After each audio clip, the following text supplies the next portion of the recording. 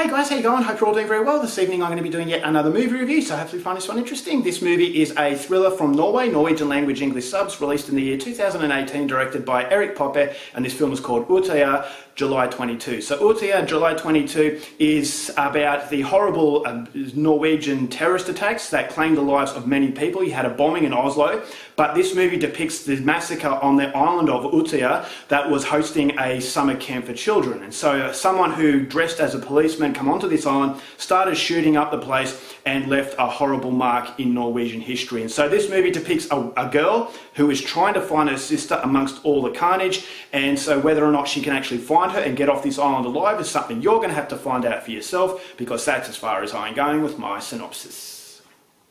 Now my thoughts on Utoya, July 22. This is an absolutely harrowing experience, but I was relieved to see that this was a very respectful experience. When I came into the film, I was actually skeptical that this is a movie that would glorify the terrorist, put his name up there for everyone to see, and it would be more about him committing this act as opposed to what the victims went through. And so I knew that Erik Poppe was a very good director, and I had hoped that maybe he would actually show this story for what it was and actually put the limelight on the victims themselves. And I was relieved to see that that's exactly what Erik Poppe did.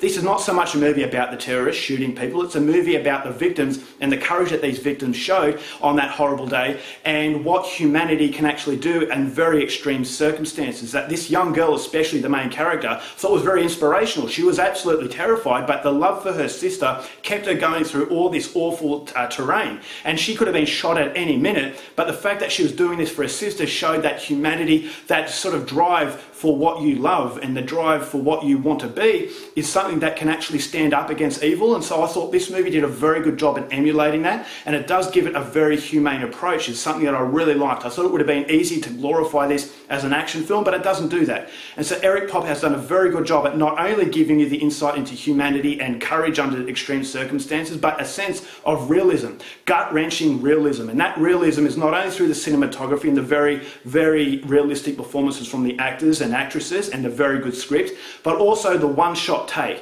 Now this is a movie that has that gimmick. It's a one-shot take. I don't know if it had editing here and there, but it actually felt like it was a one-take shot, and that one-take shot gives you the impression that you're in there as well. The way the camera is used, I felt as though they were my eyes, and that I was actually beside these people as they were hiding from this gunman. You rarely see the gunman at all.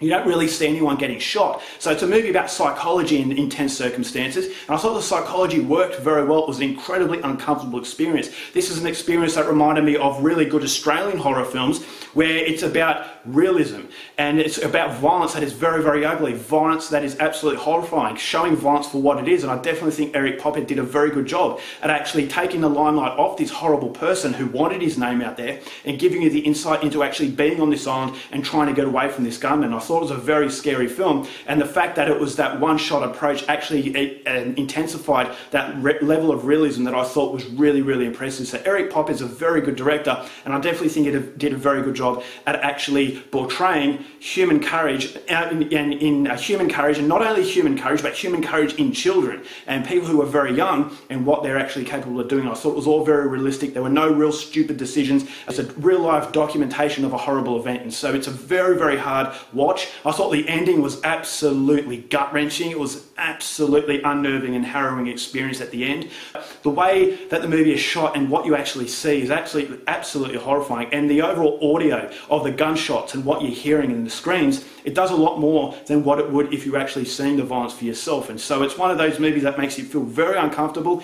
If I have an issue with the film, is that there are a few scenes that linger on a little bit too much. Now, yes, it does intensify that aspect of realism, and it's taking away the entertaining value out of the film, because it's not trying to be entertaining. If it was entertaining, then it would have been disrespectful to the people who lost their lives. And so in one instance, I can applaud the realism and the prolonged scenes, because it actually felt like you were there talking to them.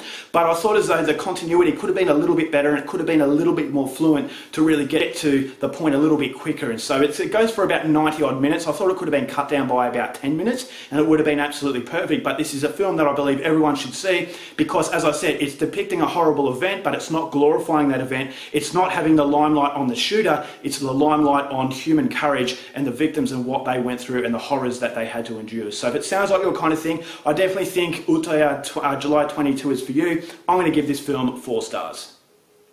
Alright guys, that's it for my review. Hope you enjoyed it. Till next time, keep watching movies, and I'll see you later. Bye.